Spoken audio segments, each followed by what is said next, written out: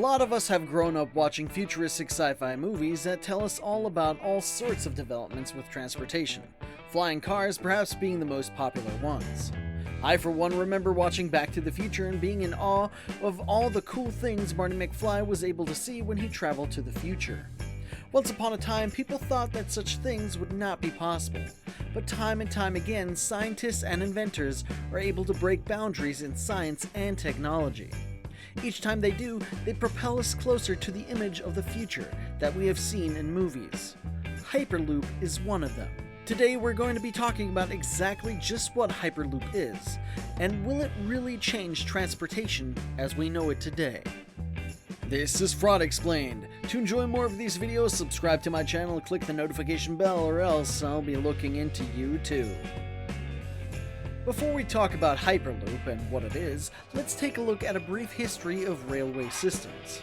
The world's very first steam-powered locomotive made its first journey on February 21st, 1804. It was built by Richard Trevithick and was used to haul 10 pounds of iron from Merthyr Tydfil to Aberystwyth in Wales. From then on, the railway transport progressed and developed. The majority of nations around the world today have a fully operational railway system. However, inventors have decided to take it up a notch and develop Hyperloop. Now, the general idea of forms of transportation traveling through tubes has been around for over a century. Think of all those movies you've watched where people enter a pressurized tube and get whisked to another room. It's something like that. However, the atmospheric railway, or railway's vehicle that are propelled by air pressure, never really took off. Now, before we dive deeper into railway systems and Hyperloop, let's talk first about this guy, Elon Musk. Now, Elon Musk is probably best known as the Tesla guy, but he has actually founded some other tech companies like SpaceX, OpenAI, and Neuralink, to name a few. The guy is absolutely passionate about pushing human boundaries in science and technology, and has made quite a few breakthroughs over the last few years.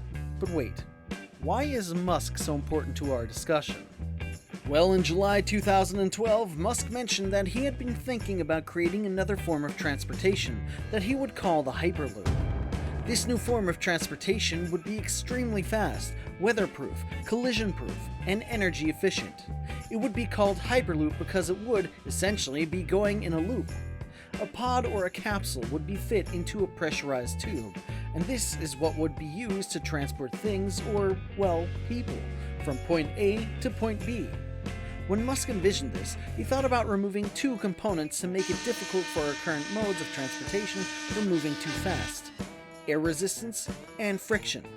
So what Musk proposed was to take away friction by making the pod levitate above the track, sort of like how magnetic levitation trains work.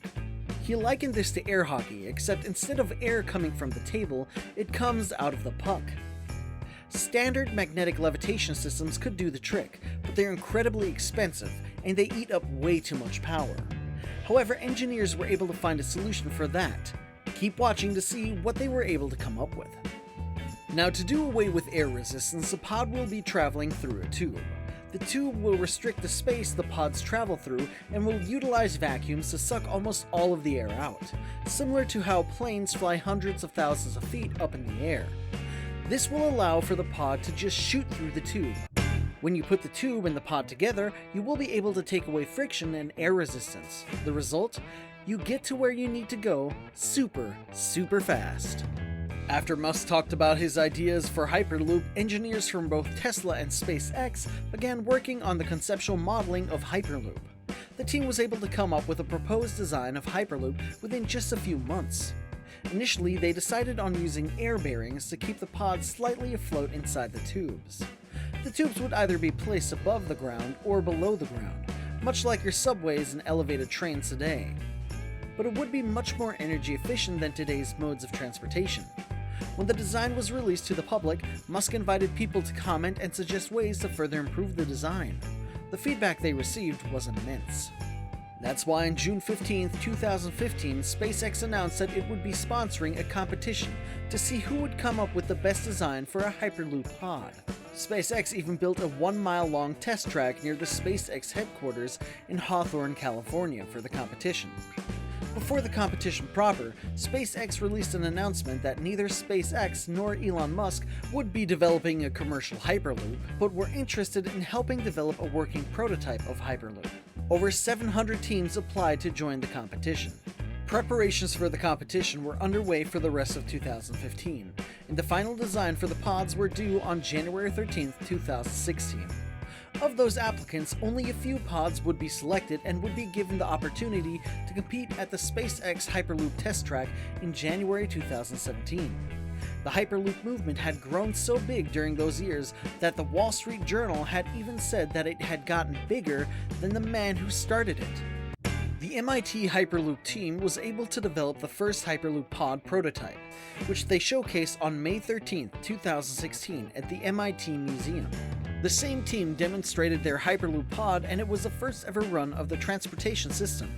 The Delta University team from the Netherlands won the competition for having the best overall design. The fastest pod, however, was awarded to the team from the Technical University of Munich, called the Team War Hyperloop. Today, most of the engineers for Hyperloop have opted to go for a passive magnetic levitation. As I said earlier, standard magnetic levitation systems are crazy expensive and are not very efficient in terms of power. The passive magnetic levitation system, however, relies on an array of permanent magnets on the vehicle which creates a magnetic field when they go over conductive arrays in the track. Because of the lack of friction and air resistance, the pod wouldn't need to be constantly propelled to move down the tube. It would just smoothly glide through it with the help of the magnets. Big companies all over the world are shelling out tons of money just to get Hyperloop up and running. Pilot tubes have been set up in Dubai and pods have been seen around Europe. The clamor to get Hyperloop going and fully functional has become a worldwide phenomenon.